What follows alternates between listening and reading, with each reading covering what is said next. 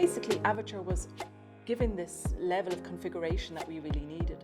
So where were we coming from? We were coming from generations of our own legacy systems, which we had built ourselves.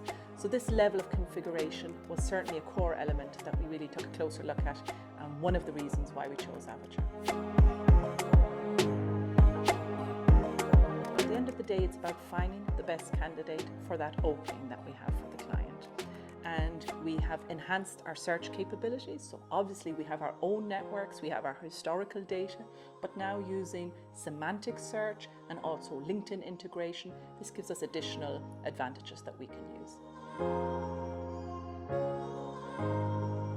Avature AI gives us additional components. So one thing I like to say is that our searches shouldn't just be as good as the person sitting in front of the screen, but that the system is helping us as well. So if you have a certain bias or a filter and you're only looking for ABC in the system, then you'll only find ABC. Using semantic, this can help you have additional elements. It's like throwing a net and you have a better chance of getting more results.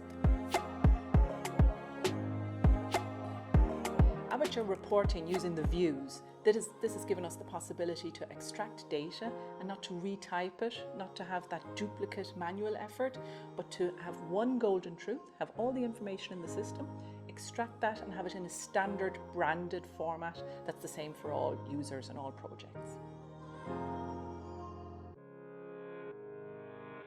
In a nutshell, if I think about the outcome or the impact of the Avature implementation, for sure we're saving time. I don't have all the facts and figures, but if we added up the hours, days, weeks that in the past we used on manual effort, creating Excel files, Word documents, PowerPoint, the tools that a lot of team members were used to using, and we've eradicated this duplicate effort now.